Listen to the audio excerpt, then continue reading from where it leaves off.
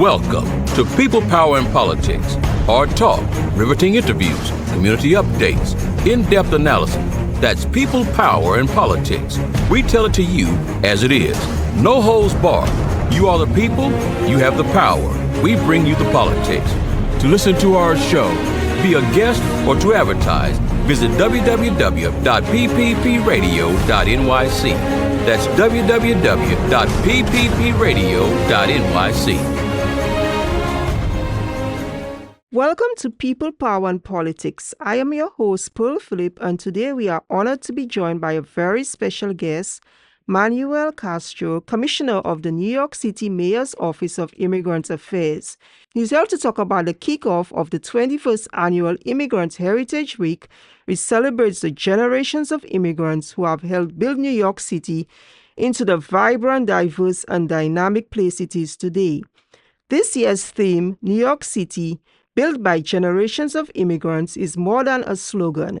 It's a tribute to the resilience, creativity, and progress fueled by immigrant New Yorkers. From exciting cultural events to the launch of a citywide language access campaign, there's a lot to discuss. Commissioner Castro, welcome to the show. Always a pleasure to have you. Pearl, thank you for having me on again. Okay, so this year marks the 21st Annual Immigrant Heritage Week.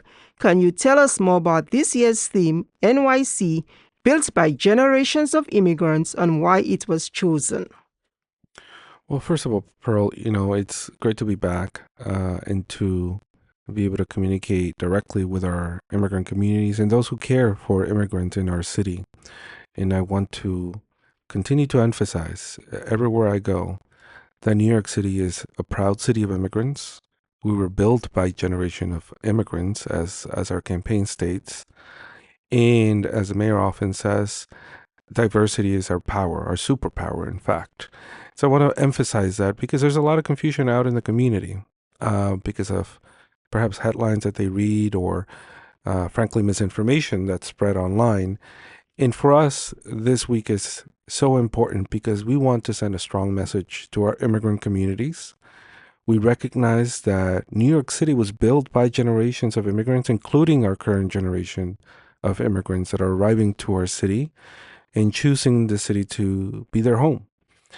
And we're also making sure that our immigrant communities know that there are important rights that they have in the city of New York that allows them to continue to access city services, and their information is protected.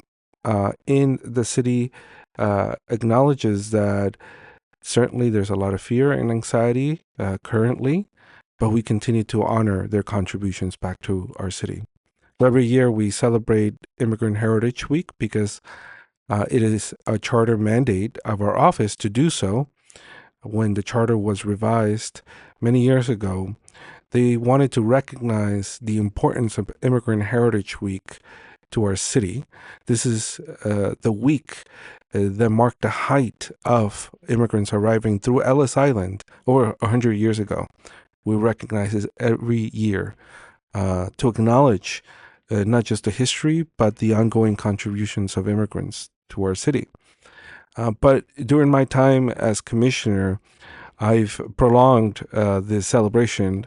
It's a launch this week of celebrating our immigrant communities, and it continues for the next 3 months, concluding during National Immigrant Heritage Month in June. So it's important to say that because our efforts and our events and our celebrations continue beyond this week. Excellent. And there's lots to celebrate. So 1 week is not enough. It's good that you extended it for 3 months. So you mentioned services, and MOIA has launched a language access campaign. Can you explain what that entails and how it will impact immigrant communities across the city? Absolutely. In fact, this is one of the areas that I'm most proud about. From the beginning of my time as commissioner, I've emphasized the importance of language access to our communities. In fact, this is one of the first things that I brought to the mayor's attention as we started this administration, and I'm very grateful that he gave us the resources to expand. At the time when I took over, language access was made up of 3 people. experts in language access, but I thought it was not enough. And so now we have nearly 20 people working on making sure language access is a priority for all city agencies and offices, and that we're providing technical assistance, guidance, support, and translation and interpretation services where needed. So this year, we're again emphasizing language access to make sure that not knowing English is not a barrier for our immigrant communities from accessing important city services. I've said this over and over during my time. I view language access as a civil rights issue. It should not prevent you from accessing services, but also it should not prevent you from fully participating civically and culturally in our city. That's what makes us strong, that we are an inclusive city. Language access should not be an obstacle. So a lot of our materials, including our official Immigrant Heritage Week poster, is translated into the top 10 languages and more. And it's beautiful to present these posters and these materials to our immigrant communities. And when they realize that it's in their, mother tongue and their, language, they see how the city has recognized their contributions and their heritage in these posters and in our work to reach out to them. So it's an importantly meaningful thing to do, but also important practically, because we want people to be able to read our messages and know our resources and the city services available to them. Okay, so we spoke earlier about Immigrant Heritage Week kicking off a 3-month celebration leading up to Immigrant Month in June. What events or programs can New Yorkers expect to see during this extended celebration? Well, certainly New York City is probably the capital city of parades for our immigrant communities worldwide. The mayor and myself will be participating in many, many parades. You can visit our website or follow us on social media to learn more about the many parades. There's just this weekend, there's a Persian parade and a Sikh parade in our city. And I will be participating in both and will continue to participate, uplifting all our immigrant communities throughout these 3 months. We will also be hosting, as we have been for the last couple of years, flag raisings, which have been so important for our communities, working with our consul generals, our diplomatic corps, in our community-based organizations to raise both the American flag and the flag of our immigrant communities. And it's so meaningful. In a couple of weeks, we're going to be raising, for instance, the Mexican flag along with the American flag in celebration of Cinco de Mayo, which is incredibly important for myself as a Mexican American, someone who is appreciative that in the city of New York, Mexican immigrants can be proud of their heritage and be proud of their contributions to the city of New York. And that's the case for so many communities that we would do this for. And of course, we'll continue as a city through my office, ensuring our immigrant communities know about their rights. We have launched one of the most significant, the largest immigrant community education campaign in the country to ensure that our immigrant communities know about their rights and about their services available to them in our city. We've launched recently an effort to display information about their rights in over 4,000 digital kiosks, screens across New York City. We've provided funding to nonprofit organizations to host Know Your Rights trainings and much more. So not only are we celebrating our different immigrant communities through these cultural celebrations, but also making sure that they have the important information that they needed during this time. And thank you so very much for that. So we spoke about the rich immigration history of New York, Ellis Island, 100 years, and of course the Statue of Liberty, both powerful symbols. How does that legacy influence your office's mission and initiatives today? Well, this is a great question because staff knows I talk about this often. It seems like everyone uses the Statue of Liberty as their symbol, as their logo, even insurance companies for some reason. In the one office that really should be entitled to use this as a symbol of what they do is my office, the New York City Office of Immigrant Affairs. Because after all, the Statue of Liberty is associated with New York City and it's associated with immigrants, the many generations of immigrants that have arrived in New York City and have contributed back, including recent waves of immigrants to our city. And so our official poster right now prominently displays the Statue of Liberty along with monarch butterflies, which have become a symbol of immigrants as monarch butterflies tend to migrate seasonally. And bringing those two symbols together should signal the importance of our immigrant communities historically, but also our embrace of recently arrived immigrants. And again, I spend a lot of time with the mayor celebrating different immigrant communities, not just through flag raisings, town halls, special events at Gracie's Mansion. We do so also communicating through our ethnic and immigrant media to make sure that we are not distracted by, unfortunately, some of the misinformation out there. At no point the city has said that we no longer support immigrant communities. In fact, we're doubling down on our support for immigrant communities. And, the fact that we're doing this, the fact that we're increasing servicing, increasing, our activity should be a signal of how much we care for immigrants. Now, I want to say something very important because there's a lot of misconception out there on who is an immigrant and what does the immigrant community look like in New York City. Well, there are over 3.3 million immigrant New Yorkers living in our city. That's about 40% of the city's population. So we are most certainly, most definitely the city of immigrants in the United States, and we're incredibly proud of it.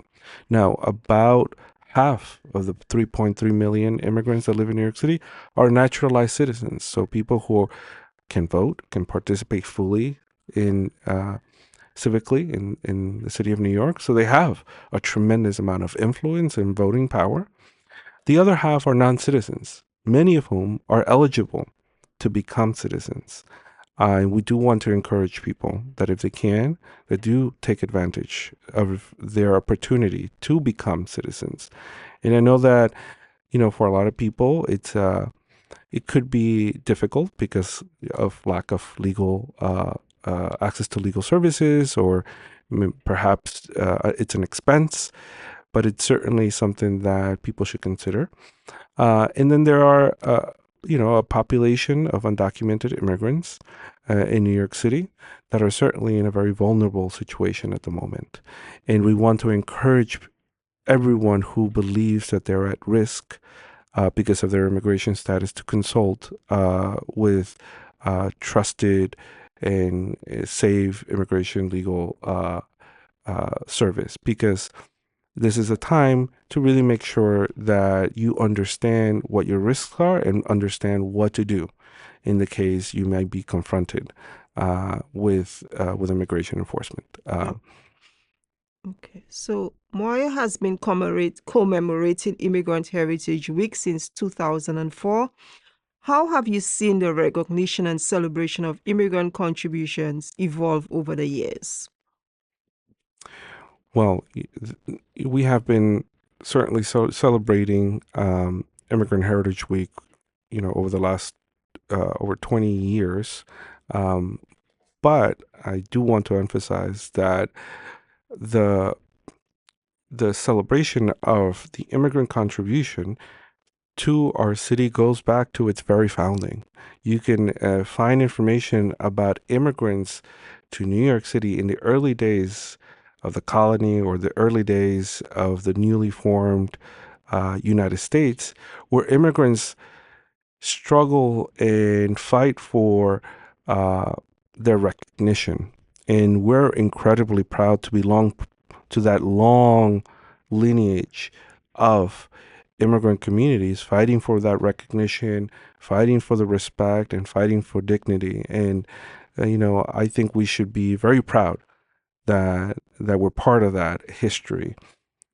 This year, in fact, we're celebrating 400 years of New York City government when it was first established in 1625. And in commemorating the 400-year anniversary of our local government, I emphasize how from the beginning, our local government was trying to figure out how to best welcome and support our immigrant communities. And so, yes, we've been celebrating this date last 20 years, but it's much, much longer than that. Okay. So, Commissioner, what message do you hope immigrants and non-immigrant New Yorkers take away from this year's Immigrant Heritage Week and subsequent activities? Let me say that again. What message do you hope immigrants and non-immigrant New Yorkers take away from this year's activities, and how can one learn more? So by saying that New York City was built by generations of immigrants, we're making a strong value statement about the important contributions of immigrants to our city. But most importantly, we are saying that you belong. And that message will continue on through June and throughout, my time here. I think as a city of New York, as the Commissioner of Immigrant Affairs, I want to continue to say to our immigrant communities, I know that we are living through some uncertain times, but it's so important to remain hopeful and to remain uplifting the contributions of immigrants to our city.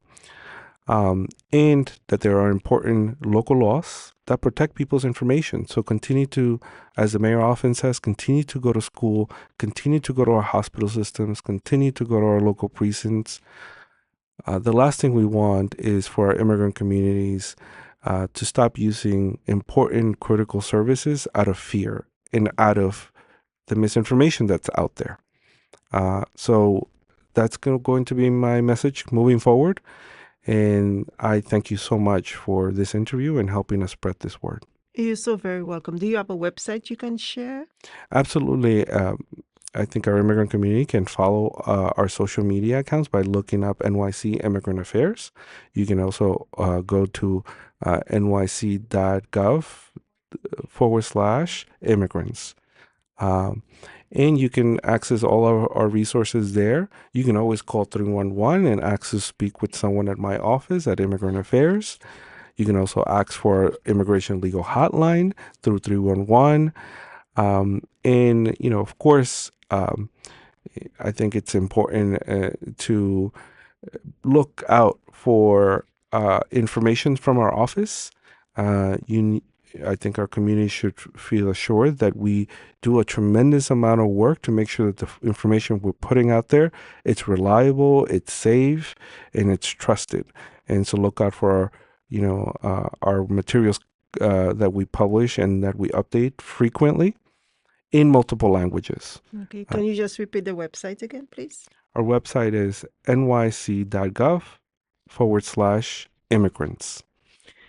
Commissioner Castro, thank you so very much for joining us and sharing the powerful message behind the celebrations. It's clear that New York City's heartbeat truly comes from its immigrant communities, past, present, and future. We encourage all our listeners to check out the events happening across the city and be a part of this incredible celebration. And the website, once again, is nyc.gov/immigrants. Thank you so much again. It's always a pleasure speaking with you, and please don't take so long to come back. Well, thank you, Pearl, and thank you to your entire team and, all the listeners. Thank you for the time, and we'll be seeing you out in a parade soon. Thank you so much. Fingers crossed. You're so welcome. People, Power, and Politics. Hard talk, riveting interviews, community updates, in-depth analysis. That's People, Power, and Politics. We tell it to you as it is. No holds barred. You are the people, you have the power. We bring you the politics. To listen to our show, be a guest, or to advertise, visit www.pppradio.nyc. That's www.pppradio.nyc.